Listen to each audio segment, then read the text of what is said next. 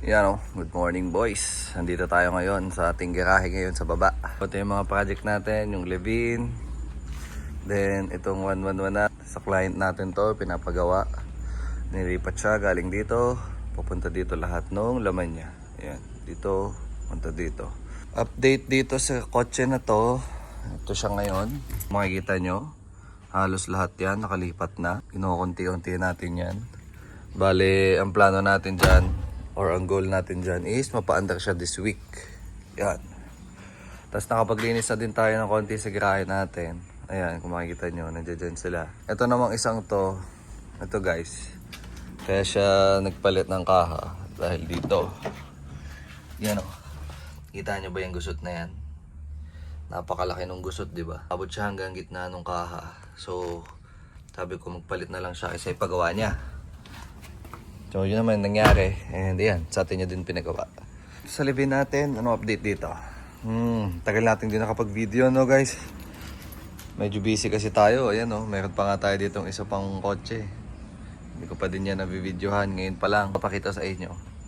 Pero ayan, dito sa Levin natin, 3 araw gumawa yung latero natin nitong nakaraan. Di ko naman siya matutukan.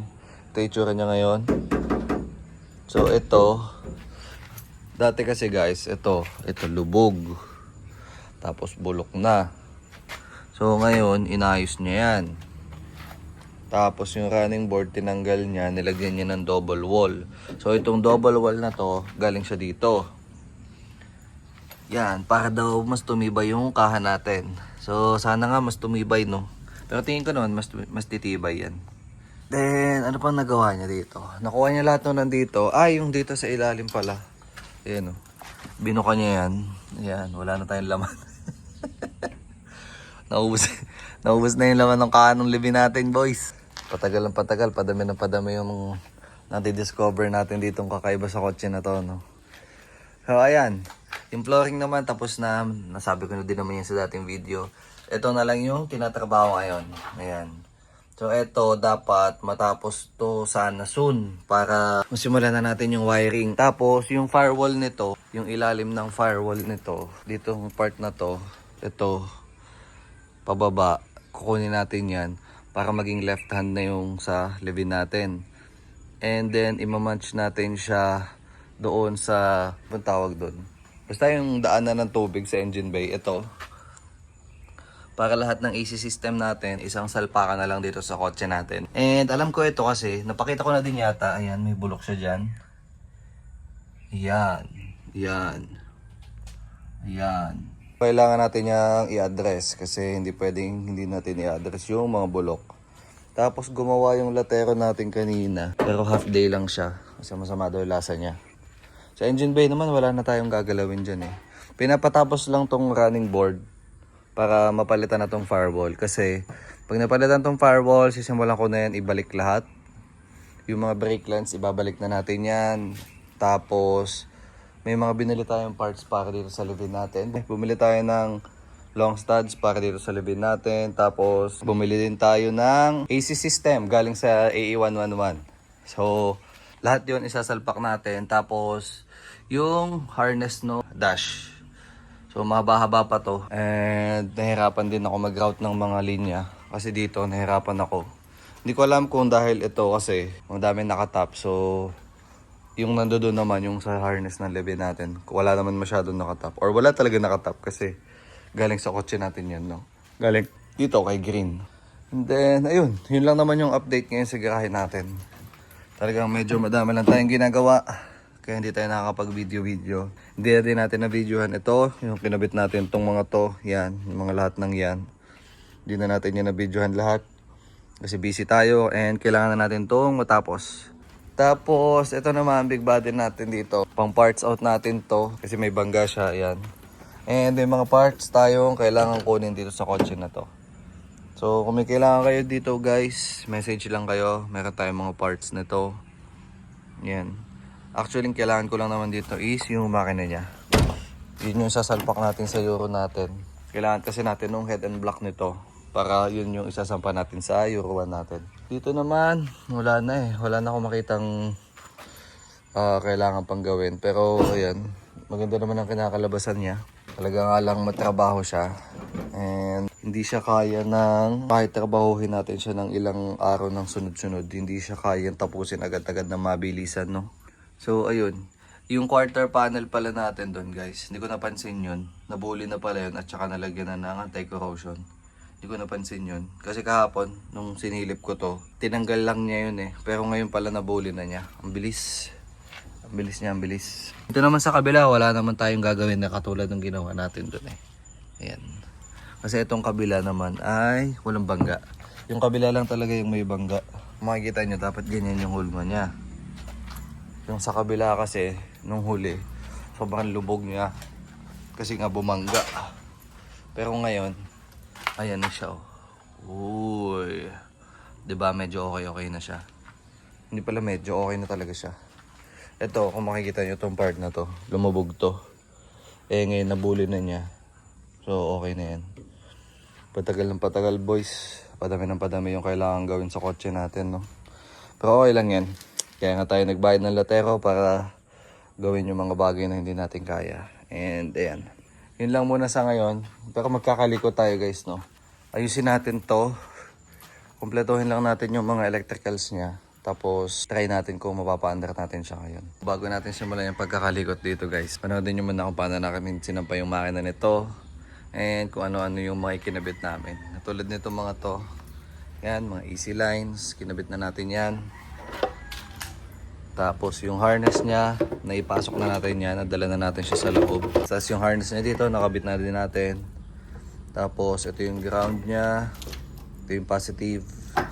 So tuloy lang natin yung kailangan natin gawin, no? Yung headers, kailangan natin yung biyakin sa gitna. Kasi hindi siya mapapasok pala. Bago namin isampay yung makina, hindi nakalimutan namin na ilagay muna yung exhaust system niya. So ayan. Dahil saka gusto na namin maisampay yung makina, nakalimutan namin ilagay yung exhaust system niya. So naiwan siya. Pero kompleto na yan lahat halos. Itong AC lines nakakabit na.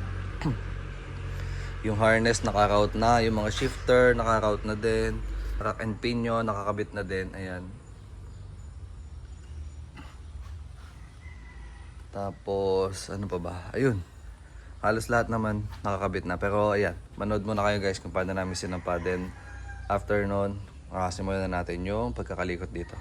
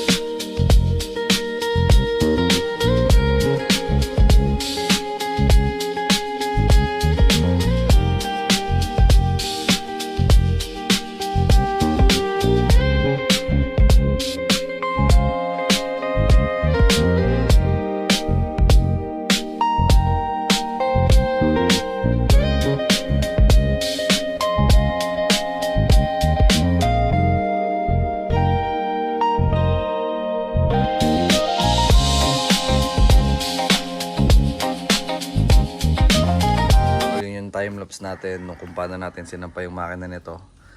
Ngayon, simulan na natin siya. Hindi ko alam kung saan ako magsisimula, kung dito ba sa labas o dun sa loob. Kasi yung sa loob niya, medyo madami pang kailangang ayusing harness. Ito sa inyo guys. Ayan. Yung harness dito, medyo magulo. Hindi ko alam kung kita eh. Pero ayan siya. Tapos dito sa gitna, hindi pa din naayos. Pero ito, nakapatong na to guys. Ayan, nakapatong na to. Wala lang siyang bolt, hindi pa natin naboboltan. And then, yung mga sidings saka mga pinto, last na natin yung gawin kasi madali naman yan. Saglit lang yan, siguro mga half day, may ilipat natin yan lahat. Siguro mga 30 minutes isang pinto, ganun. Tinitignan ko siya kung ano pa yung mga kailangan, parang wala naman ako makikita. Kabit natin to. Yung damper ng hood. Stopper ba tawag dyan? Ewan ko. Basta yung pang-align ng hood, no? Simulan na natin to para matapos na. Kaso wala tayong ilaw pala sa loob. Medyo madilim dito. Hanap lang tayo ng ilaw tapos gawin na natin tong loob niya. Yan! Kita niyo yan boys. May ganito pa nga pala tayo. Nakalimutan ko na. Ay nako. Dami pa ikakabit. So ito. Simulan na natin to. Hanapin natin yung mga socket niya. Ito alam ko sa ECU to eh. Tapos dito, kailangan din natin yung ikabit. Tapos, ito, halos naman to lahat, nakakabit na. Ito lang, yung isang socket dito na naliligaw. Hindi ko alam kung saan to. Pero sa pagkakatanda ko, ito ay sadyang bakanting socket. Hindi ko lang sure no. Pero ayan siya. The rest naman, okay na yan, nakasalpak na. Inayos ko lang yung routing niya. Kasi wala na yung dito eh. Yun o, katulad yan, kita nyo, yung mga basag yung socket ng iba. Dahil yata sa pagkakabangga. So, ayun. Ayusin natin to. Tingnan natin kung may babalik na natin siya lahat. Samahan nyo ko guys. Tara.